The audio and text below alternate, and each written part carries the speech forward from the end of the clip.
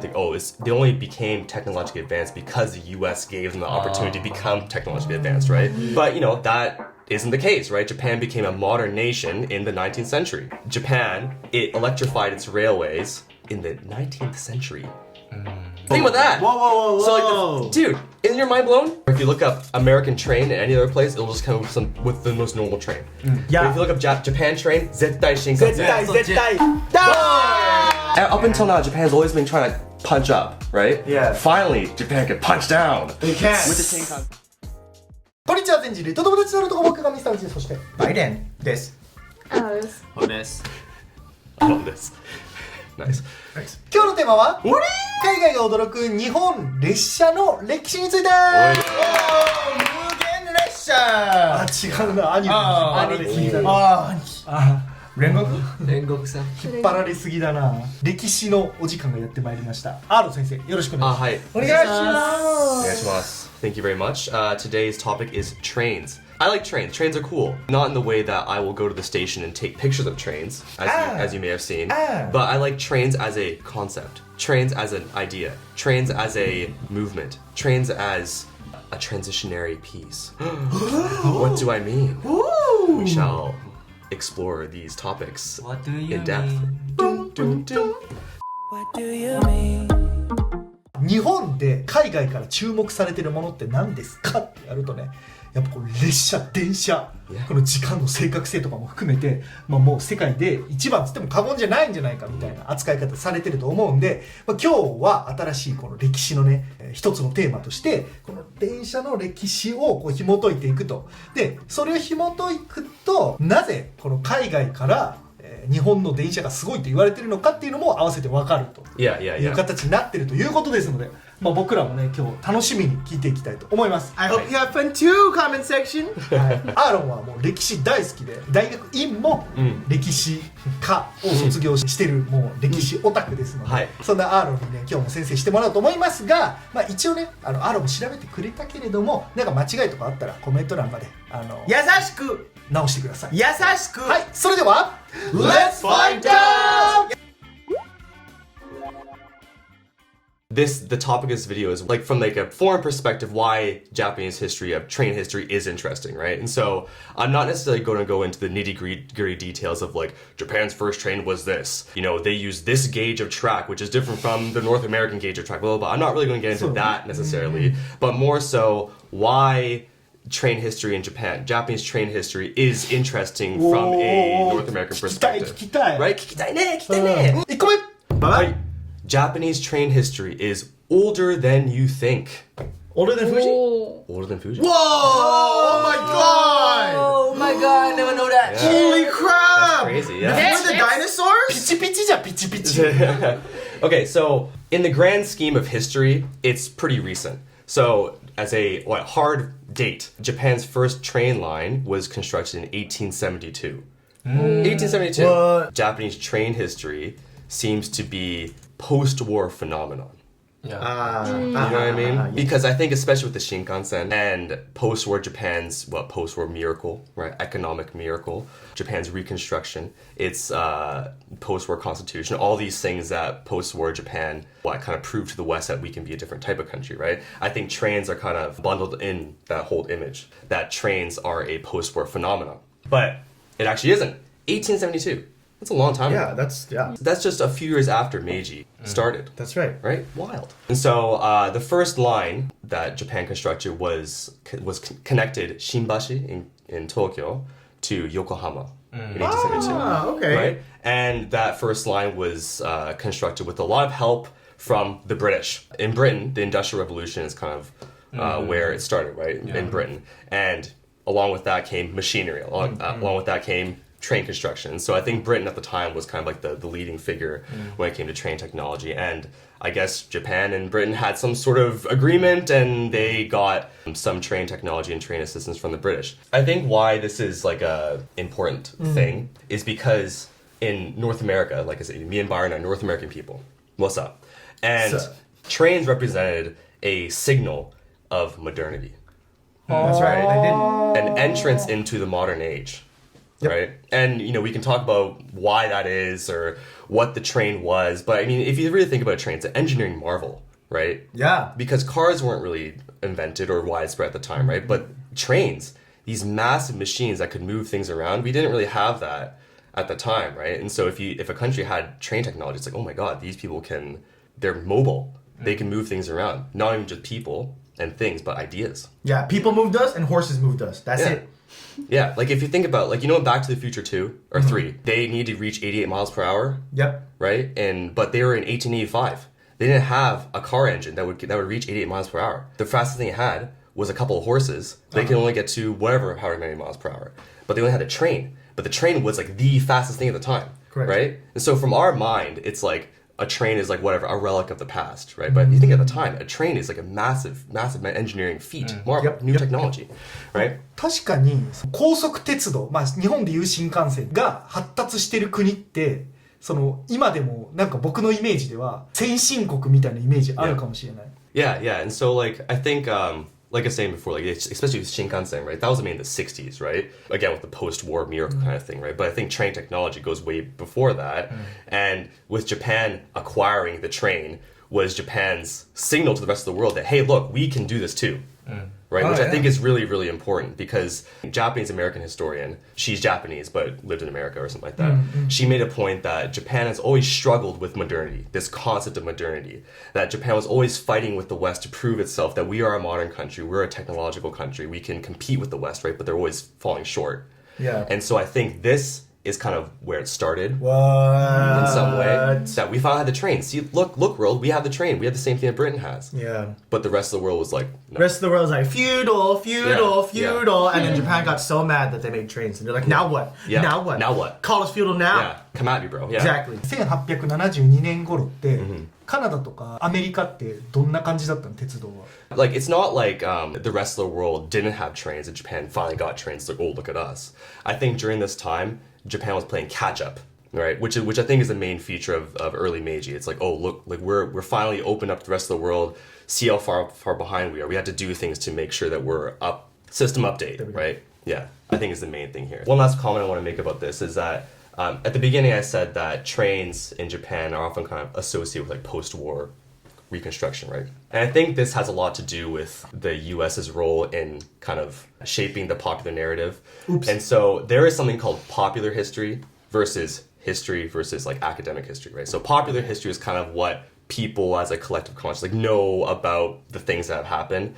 And some people, a lot of critics of US history will say that the US has shaped popular history to the point that the US is always made to seem like the saviors of modern democracy and the shapers of the modern age kind of thing. And Japan is a example of that, right? They wrote the Constitution of Japan and they helped rebuild Japan and all these things, right? And they sure did. But I think with that whole America savior complex thing, I think people look at Japan's train technology and think, oh, they only became technologically advanced because the US gave them the opportunity to become technologically advanced, right? Yeah, I don't like how that's...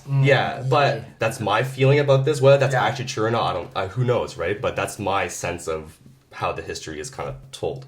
But, that isn't the case, right? Japan became a modern nation in the 19th century, which I think is a big difference to how many Americans or many other people think about Japan's relationship with the West and modernity. I just feel like before Aaron told me that, I was just, under the impression that America gave this beautiful technology to everybody and that train this, beautiful land of the free home of the brave. But alas, I am wrong. Yeah, like those pelicans that deliver babies? Yeah. It's like storks. that. Yeah, storks. Storks.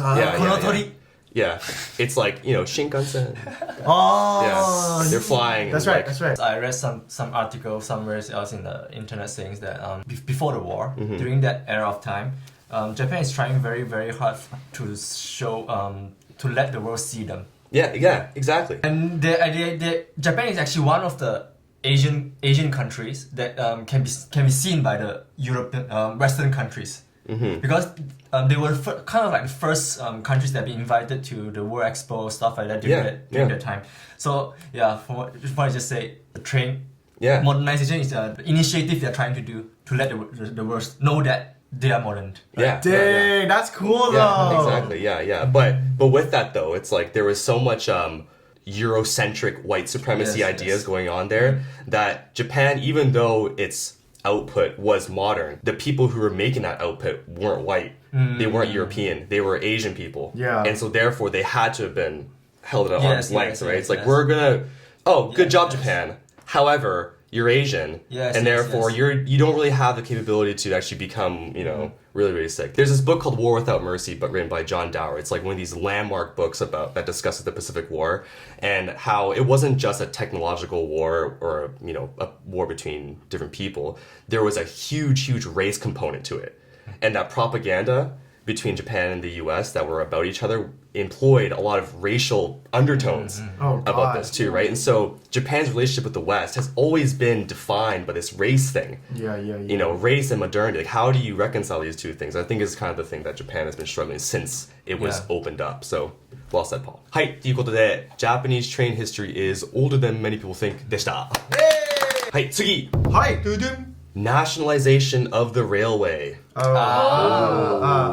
do you 国 mean 有 by 化 that? ってこと Yeah. What do you mean by yeah, that? What do you mean yeah. by that? Train companies that are nationalized or companies that are nationalized in other countries like France or Canada or whatever, it's not uncommon.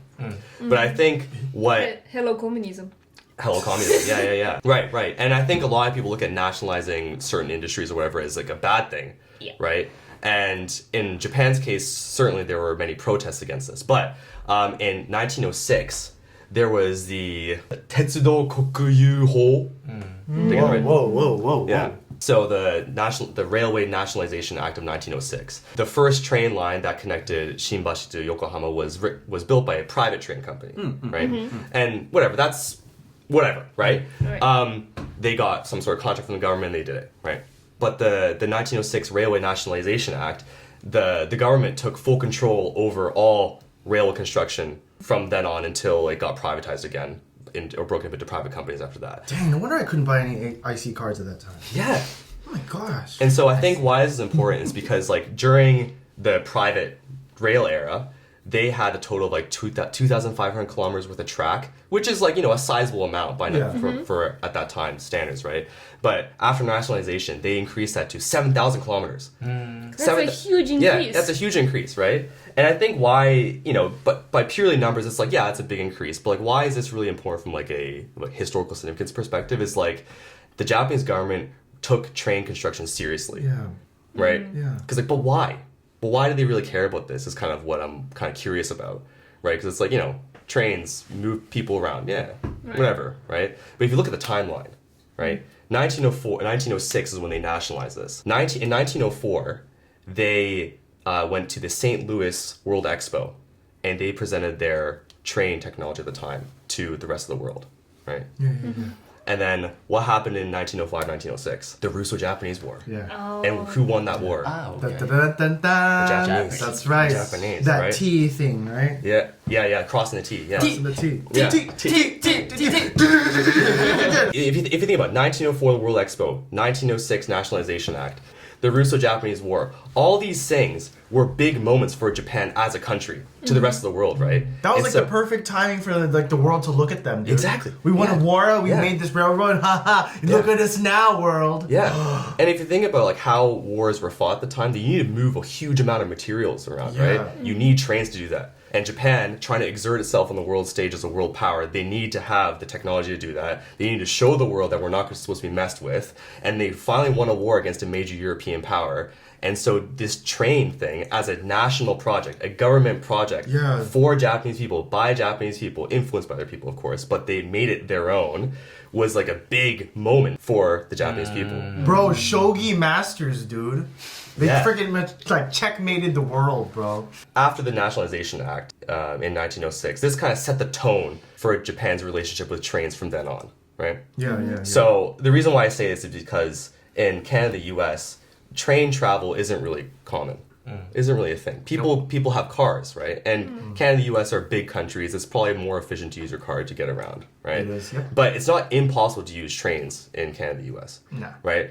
And Japan, you can make the argument that the geography is also really incompatible with train construction because there's mountains. You need to right. dig holes and stuff Yep. like that. It's really hard to Dynamite. do. Right? But they really persisted and they want to make trains the common way to travel all throughout Japan. Why? Is because they really believed in the symbol that trains represented. As a national modernity, right? Yeah, as a modernity and this national project that Japan is like kind of finally entering the modern age kind of. That's cool. Oh man. So one last thing. So compared to Canada, the Canada Pacific Railway that was like the main train line that connected Canada coast to coast was a private company. Canada Pacific was like the railway company that made the railway in 1885, right? Oh. But that was a private company that, I mean, it was mired in scandal because the Canadian government at the time gave it a lot of money to do this kind of thing, right?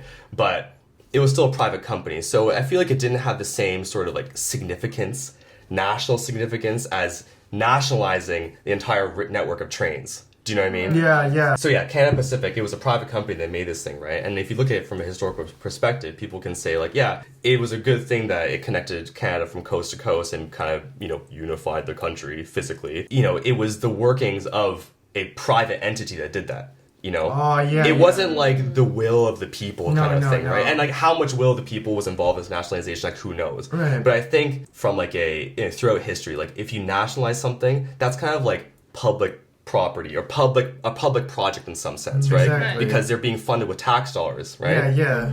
And so if the Japanese government was able to accomplish this huge, you know, expansion of rail networks, it's like the Japanese people made this happen. We are a different type of people who allowed this huge expansion of trains. Oh right? my gosh. I think like the symbolism there is just it's brimming. Dude, no, yeah. Oh my god, dude. They really made a stand for themselves. Yeah. Holy crap, dude. 確かにその電車、汽車、駅を作っていくっていうのは街を作っていくことと日本はすごい一緒な感じになってるよね。Yeah, because if you think about like the geography of Japan, it's like a bunch of islands separated by mountains and valleys and stuff, right? I mean, we talked about this before. Japan has always kind of struggled with like unity.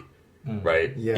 It was mired in civil war for so many years. It's physically separated from region to region, right? And like, how are you gonna, you know, after Meiji happened, how are you gonna make this unified country that's broken up physically? How are you gonna connect it together? Yeah. Right? Probably with trains is probably the easiest way to do it. Yeah, I want to make it clear that like they did privatize these train companies later, right? Yeah, of course but they took the initial step. Okay, we're going to take control of this. We're going to develop up to the point, and then we're going to give it back to private companies, right? Okay. But I think what happened in Canada and the U.S. is it was like the other way around, and so it was private from the very beginning, and then in Canada at least. There's something called Via Rail, which is called a crown corporation, so it's like a national company kind of thing. But only when Via Rail became like a thing in the 70s, I think, did trains become nationalized, right? And I think because it's up to the will of private companies to determine where trains should go. Yeah. Like the government doesn't really have any control of how the country's going to develop in some way because trains were the main thing to connect the country together. Yeah. Right? But Japan, they wanted to prove that we are one country, one people, you know, in charge of its own destiny kind of thing. Trains was a good way to do that. Is my analysis. I have a question. I'm not sure whether he's going to put this question into the video, but from what I heard, it's just true. It seems that nationalizations is trying to improve the modernity of Japan and stuff like that. Is there any elements that says that they nationalize it and expand it for the motivation of preparing for a war or something? Yeah, absolutely. For sure. Like, it's no doubt. No doubt about that. I think maybe that's the biggest motivation than other things. Because you need the train system to bring all your soldiers or your weapons from these factories and to the other side of the countries and stuff like that. It will be a better way of how to defend the countries. Yeah. I mean, after winning the Russo-Japanese War, I feel like I would be like on a kill streak. You know what I mean? Just like, I'm really powerful. Like, watch me get buff. I'm an even stronger country than that. Yeah, you know? I mean, it's no doubt that, you know, that's part of it, right? And I keep on using the word modernity, modern, right? But within that term lies a bunch of things, right? And that includes the ability to wage a modern war. True. Right? True. In fact, during the wartime is the development of technology is the steepest time during the war. Right. Like I think in World War II, for example, when Germany first invaded Poland, Poland went against the German blitzkrieg with horses and like cavalry, and they were destroyed, of course, right? And like Poland didn't have the same sense of modernity at the time, right? I think Japan kind of saw some of these things as happening. I mean, that was before, obviously, but Japan wanted to prepare itself to be a modern country in the event that it had to wage a modern war against other countries. Correct. Right? Risk taihine. Oh my gosh, it's so really wow. ということで nationalization of the railway でした。はい、次。electrification. Electrification? Oh. What? You mean this one? Clear! Pretty much. I'm a train now. When we refer to trains in Japan, in Japanese, what do we call them? Densha. Densha. Right. Then what do you... 電って何？電動客車らしい。Dendo kyakusha. Ah, okay. By electric. Kyaku, for the people, huh? Oh, Yeah. man, you really like 圧縮する your words. 略すのね。 Yeah. 略するやつ。 Yeah, so it's basically it's electric powered trains, Wow. Right. Steam can't relate, huh? right? And I think this is the reason why this is important is because it has influence. It set the technological context in order for things like the Shinkansen to be built. That's right. The massive Shinkansen. Yeah, massive Shinkansen. Okay, so I think this is very much a like a North American Messen thing as to why this is cool. Is Messen because- impossible. Yeah, Messen impossible. In Canada and the US, most trains are diesel powered, gas powered. 今も。今も。あ、そうなんだ。 Yeah, Sorry. Global warming is our fault. yeah, yeah, いやでも日本もあるのはある yeah, for sure, け for ど、 sure. 結構珍しい。 Yeah, yeah. It's like if you go to the Micha Inaka, the it's like most trains in Japan are electric powered, right? The best trains in Japan are electric powered, right? I don't know what the US is like necessarily, but I know in Canada, most trains that aren't subways are diesel trains, and some of them are hybrids, diesel and electric, right? And this could be for whatever reason, I don't know. It could just be that gas and fossil fuels are readily available. Oil is readily available in Canada and the United States. That could just be it. Who knows? But I think Japan, it electrified its railways in the 19th century. Whoa. Think about that. Whoa. So like, dude, isn't your mind blown? Dang. My mind's blown. Wow, 18 DiCaprio would love them, huh? Yeah, 1870, and then take a private jet. In 1872, Japan got its first railway, short railway. It expanded its network like crazy in the early 1900s, but it got its one of the first electrified railways, in Kyoto in the 1880s. 1880s. Whoa. They allowed that? I know, right? That's crazy. Kyoto's like, whoa. Yeah. I guess you could have trains. I bet that was like a really hard Yeah. fight to fight. Right. Yeah. Yeah. 電気で動くなんて素敵ですね。 Yeah, that's right. But yeah, like in the 1880s, they had electric trains, and we Canada didn't have that until much later. I think the Toronto subway wasn't built until the 60s or 70s or something like that, and that's electric.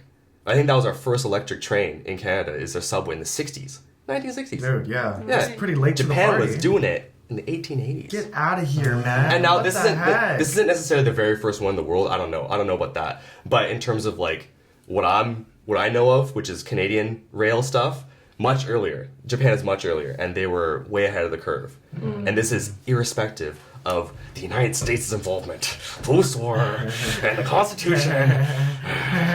やっぱ送電線作るのが大変だよな。電車だったら電気が絶対必要だから、土地が広いところにその施設備作るの大変で、レールがあれば汽車はどこにでも行けるから、 Yeah. まあそっちの方がいいみたいなことが Yeah. 結構ネットには書いてあったね。 It fits. It fits. It fits, yeah. ということで electrification でした。次。Dude. The Shinkansen. まあこれは知りたいです。 Da da da da da da da da da da. わかる? Graduation into the modern age. Am I right? There we go. わかりづら。 There we go.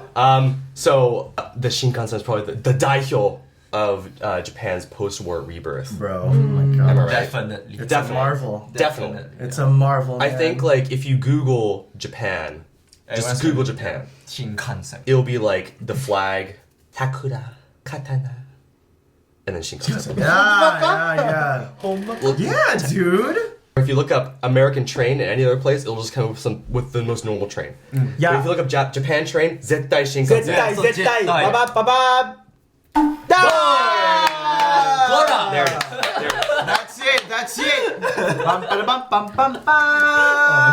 Okay, so like I said, Shinkansen is probably like the image when it comes to Japan's like technological capabilities, and especially if you put it in context, the Shinkansen was built in like the 60s, right? Introduced to the world in the 60s, 1960s, right?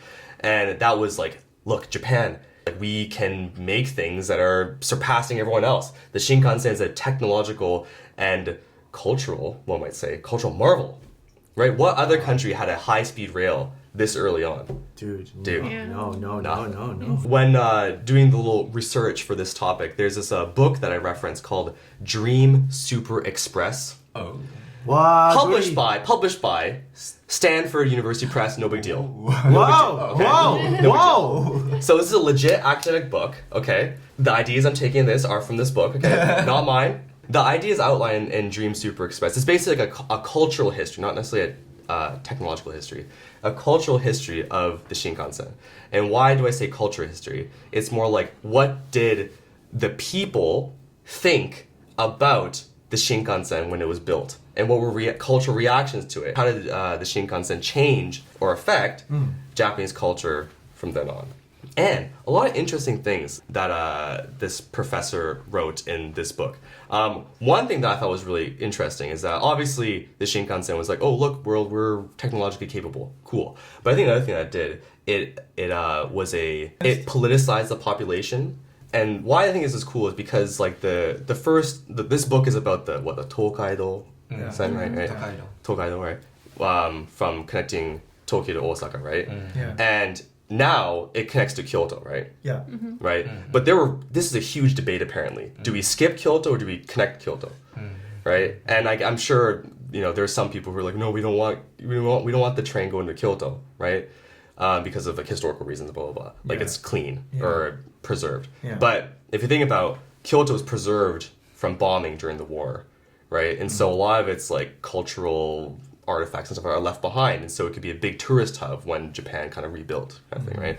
And so there are politicians on both sides of the argument saying we want to preserve Kyoto the way it is. People in Kyoto were also like, we want to preserve Kyoto the way it is. But other people thought like if we connect the Shinkansen to Kyoto, it will allow people to go from Tokyo to Kyoto to Osaka very, very quickly, right? And include Kyoto into this, big conversation, right? When the Shinkansen was kind of introduced to the world in the 60s and 70s, this historian made a really interesting point, how it rattled. It rattled as in like shaking. It kind of changed the scope of things. But it rattled the image of Japan as a country of old, persistent traditions and the inability to change. And it showed the world that no, we can have both at the same time. We can simultaneously keep tradition like, sado and like geisha and like other stuff like that. But we can also be a world leader when it comes to technological advancement. And I think this is a big like image maker for Japan. And I think this is what started Japan's transformation from like a imperialist country, a warring country, to a backward traditionalist country into a forward-thinking technological country. Right? Yeah, that's so cool. And I think this really, really had like an impact on introducing Americans at least to Japan's ability to create things, especially when in the 1980s, every single VCR was Japanese made. CD players Japanese made. I think the Shinkansen kind of set the context and like psychologically for Westerners that good things come from Japan. And I think this was kind of like the reputation maker for Japan. Oh man, the Jits is gonna kill me, Fujitsu-san. Terminated. Wakarante, sore. I could get fired. It's illegal. I mean, what if the Jits is monitoring, huh? The Jits will never find out. You are terminated! Terminated? No! No! Back to the Future reference, the guy's name is Fujitsu, they call him the Jits, okay, alright, they took over the world in the future, alright, because Japan is a technological powerhouse, the end. The end, yeah. So one last point I'll make about this is when Japan first made their trains in 1872, I was saying before that Japan was playing catch-up with the rest of the world, right?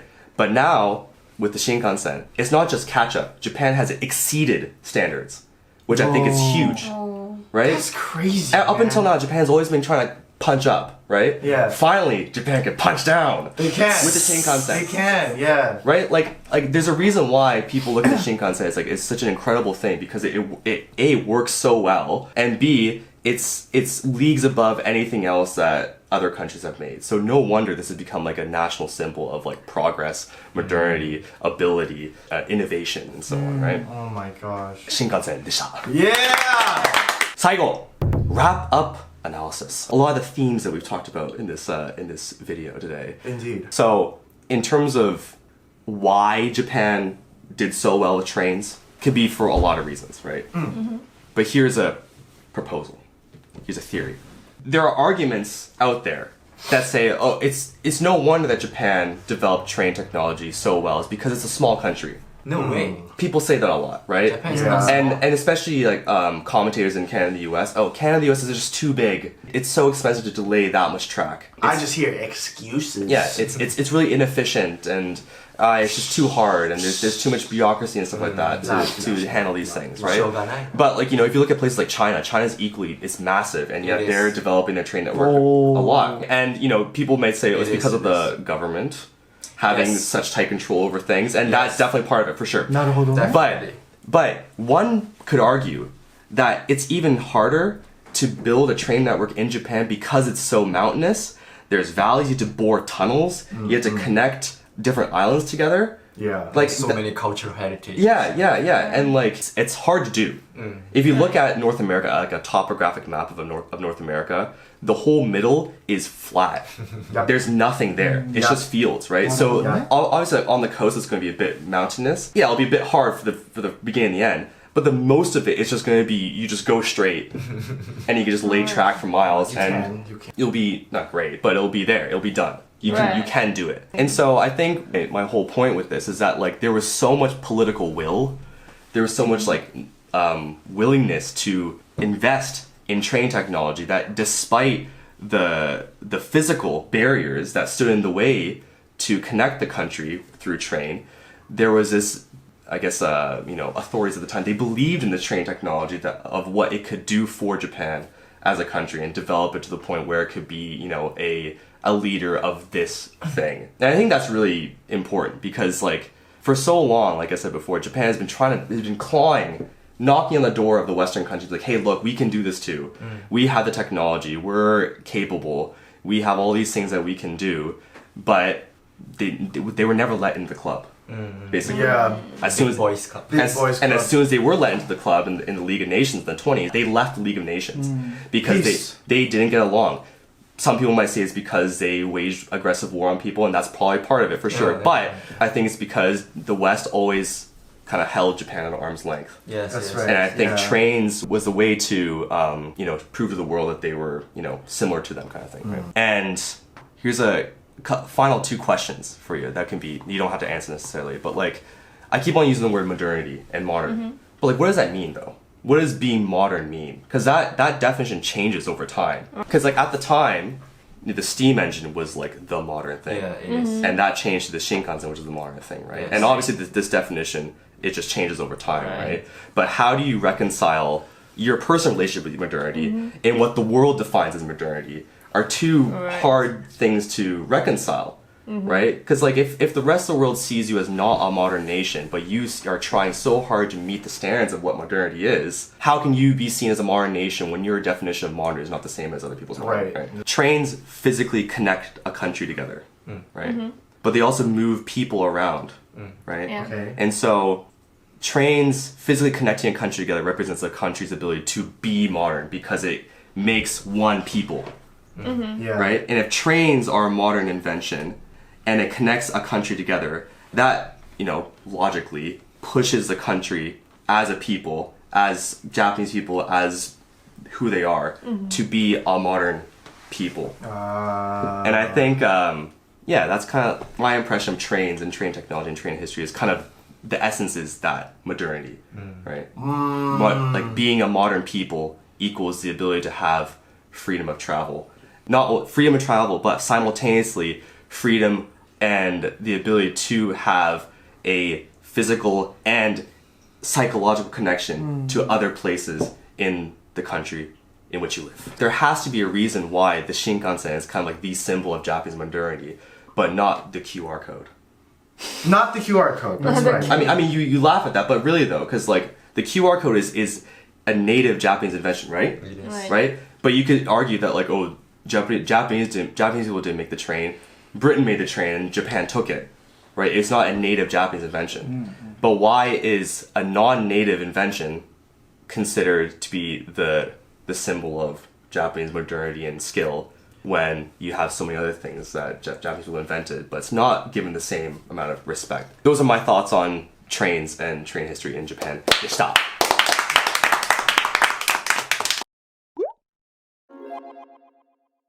はい、ということで今日は海外が驚く日本の鉄道の歴史でした。本日もありがとうございました。ありがとうございます。そう、やっぱ改めて考えてみたら面白いなと思って、歴史を勉強するっていうのはよく学校でもあるじゃん。でもこれを海外って、まあ特にノースアメリカの見方から分析してたら、なんか違う見方ができるじゃん。国有化が面白いなんて今まで考えたことない。それがその海外と対比することで、あ、なるほど、そういうなんか影響があるんだみたいなのが勉強できたのが、まあすごいためになりました。ありがとうございました。まあただちょっと結構難しいから再生されるかだけ心配なので、皆さんシェアをよろしくお願いします。シェアをお願いします。なんかいいんじゃない？これが僕らのチャンネルのいいとこで、軽いトピックから、こういうちゃんとしたトピックまでどれもできるのがなんかすごいいいなと、はい、思いました。はい、Yes。はい。じゃあ他にね、アーロンに話してほしい歴史のトピックがあればコメント欄までよろしくお願いします。それでは次の動画でまたお会いしましょう。バイバイ。